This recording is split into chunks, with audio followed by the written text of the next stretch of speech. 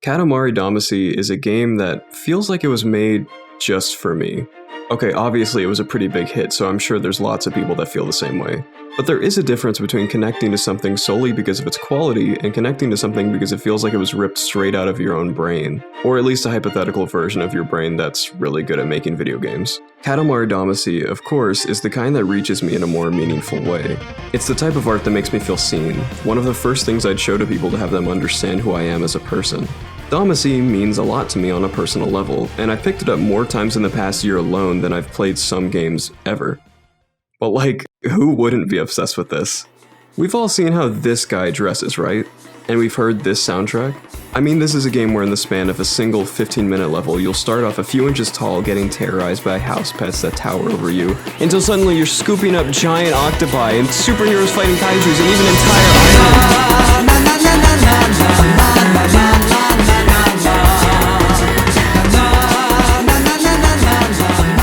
I assume you know at least the basics of Katamari having clicked on this video, but this game might be hard to parse if you've never seen it before, so just in case, here's the briefest of overviews.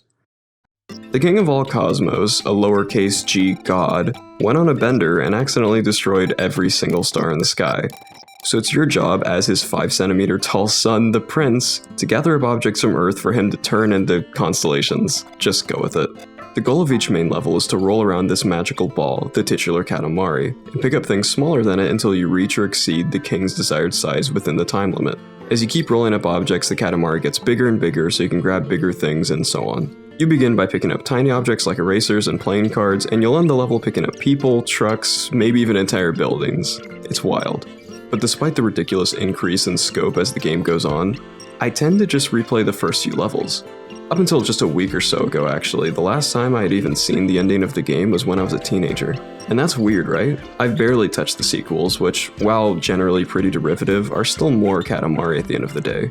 To be fair, this game is so idiosyncratic it kind of already feels like a sequel to itself, though the follow-up We Love Katamari does have the single best bonus stage in the whole series. It's extremely unusual, at least for me, to fixate on such a small part of a game that I like this much. It's a game meant to be replayed, sure. It's not quite the high score chaser that is my current obsession, Neon White, but it's super short with a ton of depth and charm begging you to come back to just make the Katamari that much bigger. But there had to be something more than these initial levels simply being so addicting that I couldn't even move past them. Playing the game this time around, I recall Jacob Geller's fantastic video, The Intimacy of Everyday Objects, where he examines a few recent games and how they each communicate the merits of our ordinary possessions in different ways. In an alternate universe, I'm sure that Katamari could have been one of the examples tucked between Gone Home and Florence. It's a game incredibly preoccupied with everyday objects. It's just brimming with stuff. Mundane things to be collected and examined, common supplies and trinkets we may take for granted because we use them constantly and they're not all that flashy. Unlike something like Florence, however, nothing about Katamari is ever posing as reality. Most games are designed to resemble something akin to the real world, or at the very least a tangible, believable space, but Katamari is completely uninterested in anything like that. There's no rhyme or reason to why these objects are where they are, placed at all sorts of odd angles and impossible positions. Why is there a trail of bananas weaving around the park? It's unabashedly arranged and artificial because it's fantasy. It's a toy to interact with. There are still noticeable patterns, and despite the chaos, every placement is purposeful, but you never mistake it for the natural world. The way these things like coins, toothbrushes, and scissors get arranged recontextualizes them and provokes us to reflect on their value.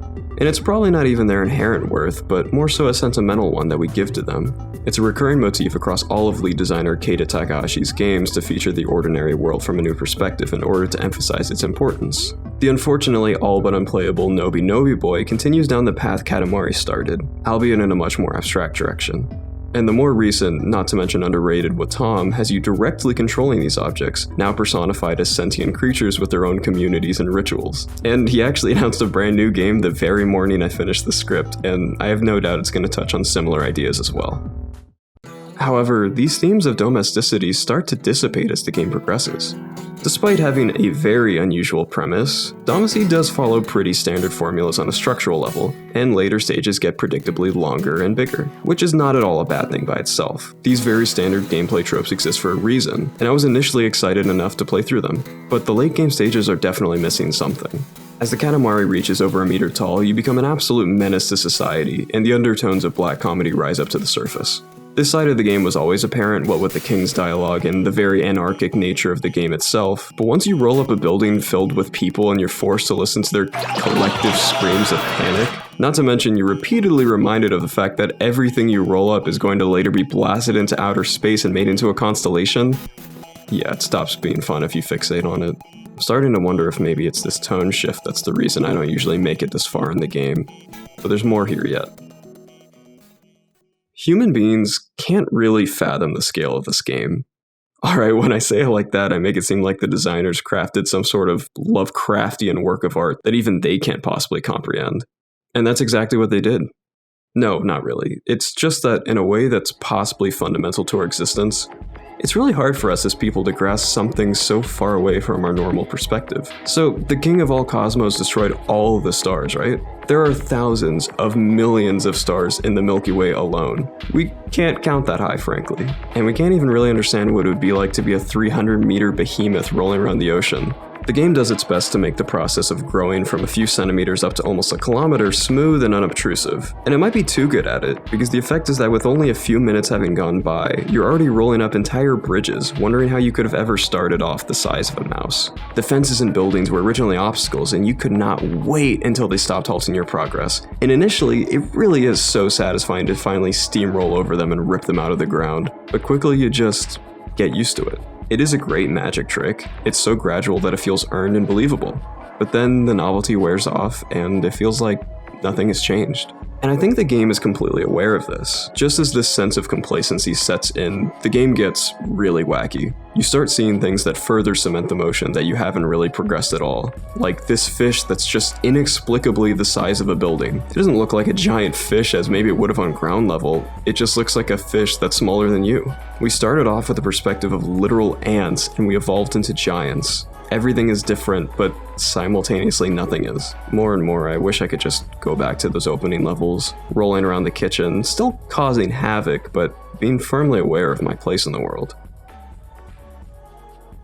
Writing on Games' excellent video aptly titled The Dark Heart of Katamari Damacy takes a much more analytical look at the subtext of Katamari and what it all might actually mean on an allegorical level. And watching it, I was also pointed in the direction of a very interesting talk Keita gave where he explains that the game was meant as a commentary on consumerism, and even that playing it made him feel sad and empty.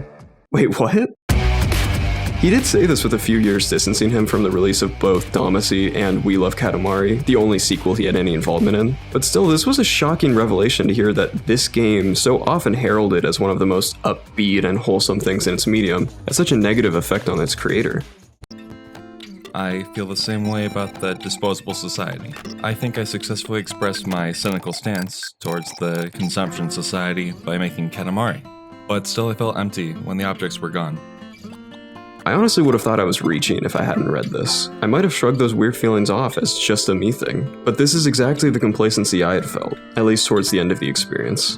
The modern remake of Katamari has a very antiquated save system. This is relevant, I swear. And if you don't make a point to deliberately save your progress before you quit, you will lose everything.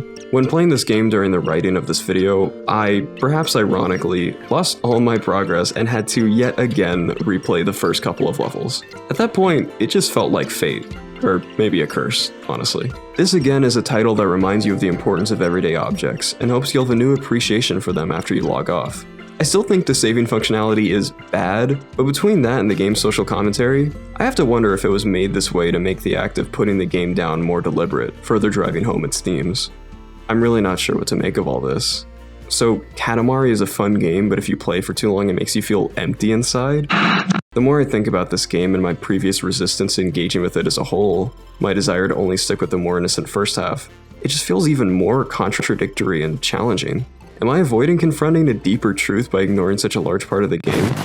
Is it weird to be playing this game so much that maybe just wants me to turn it off? This can't be it, right? It's not that I just avoid the endgame because it makes my feelings murkier. There has to be a specific reason I still like the game as a whole.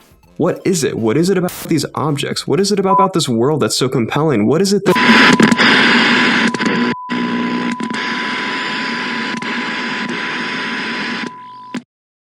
This is the last piece of the puzzle. More than 2 years after the pandemic caused by the coronavirus began, the idea of domestic life feels alien. We still haven't had the promised return to normal. We've instead just ended up in a worse version of whatever we had before. The world wasn't normal before COVID. It wasn't a kind or hospitable place for many people. It's a lie we tell ourselves. There's a lot wrong, but any world where school children have to take part in mandatory active shooter drills is not a good one. It's not a normal one. Obviously, we can never return to normal. We need to make the world better than it was before. But we have lost a lot in just these past few years. It's something hard to articulate while we're in the middle of it, and though I haven't spoken to anyone that feels the same as they did before 2020, I'm not always sure we're all feeling the same exact things anyway. But we all feel different. We all miss the way things were. Really, no matter who you are, everyone's dissatisfied in some way. It's not just this nebulous forever pandemic with no clear vision of the future. It's also inflation and climate change and any number of awful things. But the main thing here is the disruption of our everyday lives, that extra layer of security ripped away from us. Many of us haven't had things like financial security to feel okay about, but we all had some predictability or routine. Nowadays, you can get sick just going to the grocery store. We're wary of having friends over. And even now, people can't come to a consensus on whether the pandemic is over or if it was ever even real at all. I know people that seem like they're on different planets in regards to just how different their daily lives have become. Katamari feels even more like a fantasy now, because this doesn't feel like a world where ordinary things have a place anymore. There's something romantic about this game that's magnified in 2022. I'm not trying to express that Katamari is a regressive or conservative game. It's important to note that it's a common far-right dog whistle to talk about what we used to have and what's been taken from us. So no, it's not that the government is taking away our rights or that there's some liberal agenda to indoctrinate the kids or whatever bullshit these despicable bastards are currently peddling. In most ways, the pandemic didn't create any new problems. It simply exacerbated existing ones and made the innate problems of capitalism more bare than were visible before. What's different isn't always clear. And while I miss having to worry about rent less and having more time to think about innocuous things like the objects in Katamari, it was always a fiction. Katamari is idealized, a world where we can be our best selves. There are many forces in the real world that turn us into things we don't like, that we don't want to be. We probably all work for way longer than anyone is meant to, and we do it just to survive. There was never a time where this wasn't true for most people, especially not while any of us have been alive. Katamari is escapism, for whatever that's worth. It's not the real world, it never presented the real world, and it's not a vision of the world we should base our future on. But when you have what feels like so little agency and the world feels so consistently threatening, it's the idea that we can even have normal lives that becomes the fantasy. It's not the space dude in the funny pants, it's not the power trip of weighing a ton and assimilating all the continents. It's the ordinary.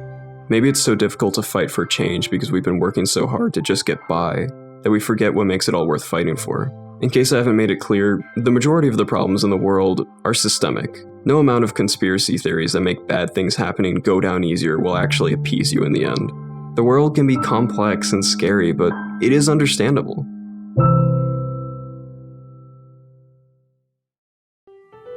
I think a lot about the art that we don't get to experience. When I was in high school, I was obsessively consuming new music. I was listening to at least a new album every day, if not several.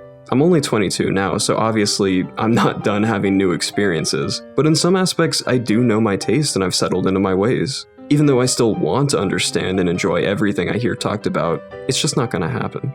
We have a finite amount of time on this earth. We have an even smaller amount of time to spend enjoying art and entertainment. I know that when I play Katamari, I'm doing so at the expense of playing other games. Games I haven't played before. Games on my backlog that I pretend I'm gonna beat one day because I spent $15 on them during the most recent Steam sale. Revisiting something so much is a new concept to me as an adult, but it's for good reason. As I get older and take on new responsibilities that shrink down my free time, it's more likely I'm gonna go with the familiar to decompress. And I don't think that's all bad. But also, life is really goddamn hard right now, and Katamari offers escapism in more ways than one. It's a strange and sometimes contradictory experience made in a strange and sometimes contradictory world. Katamari was meant to be a non-violent game about ordinary objects viewed from a new perspective, and in some ways you could call it radical. But it was still made within an oppressive capitalist framework, and like all art, it reflects the society in which it was made. Once I put the game down, I need to come out having internalized its ideas. Katamari wants us to take a step back and enjoy what we have, especially the things we might otherwise ignore. And today, it seems quaint, even a little naive to imagine having the freedom of even thinking about such trivial things, and we have to make the world a better place. So, let's imagine a world where that's not such a fantasy.